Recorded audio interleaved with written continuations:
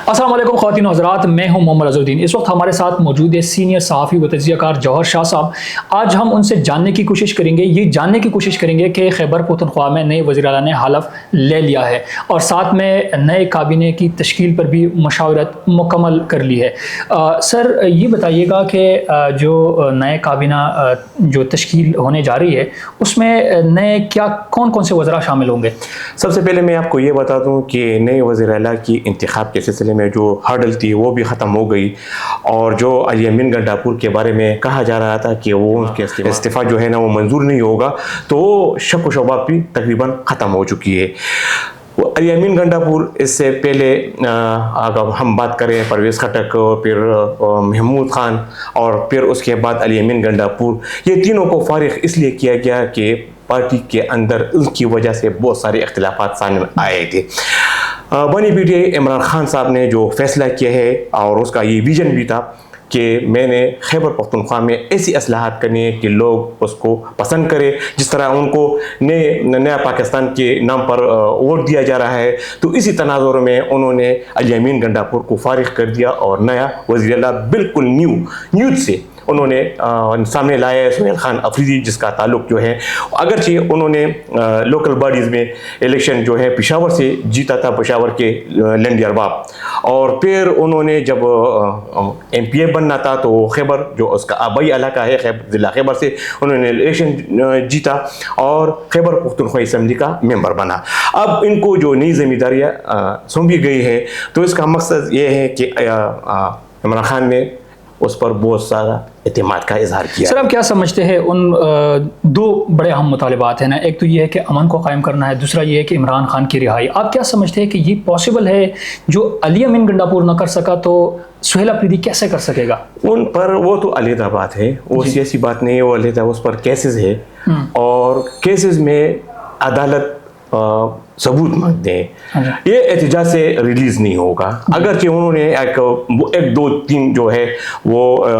इनकलाबी खिताब भी किए हैं कि मेरा जो विजन है वो मुरासी जैसा, और जो उनको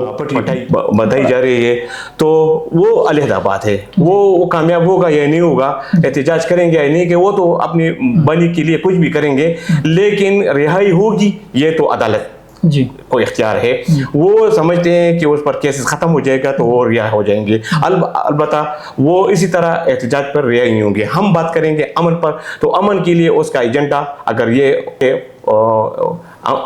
इम्प्लीमेंटेशन की तरफ ले जाएगा तो हो सकते हैं उनके वोट बैलेंस और बढ़ जाएंगे। लेकिन अगर ये उनका एजेंडा ये है कि हमने इमरान खान को रिहा करने हैं, तो ये पॉसिबल नहीं है, फ़िलहाल पॉसिबल नहीं है।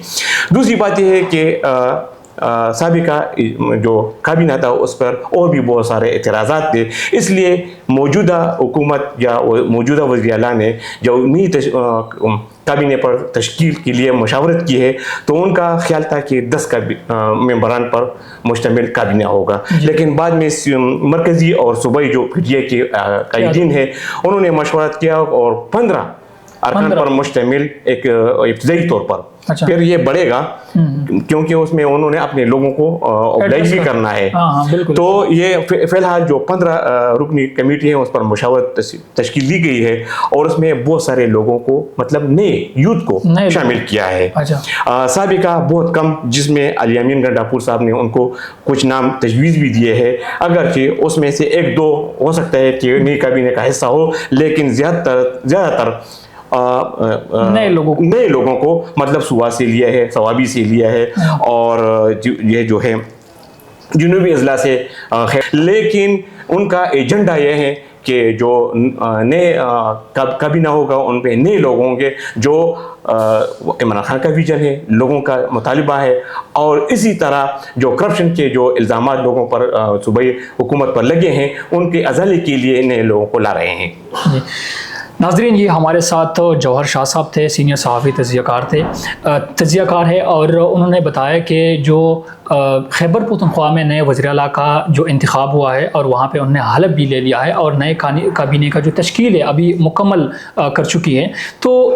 उन्होंने कहा कि यही इमरान खान का एक विजन था और उसी विजन के मुताबिक उन्होंने सारे जो अपने खिलाड़ी हैं उनको सेट किए हैं। तो मुस्तकबिल में हम देखेंगे कि यही इसमें कितने कामयाब होंगे या नहीं होंगे, तो उसी हवाले से हम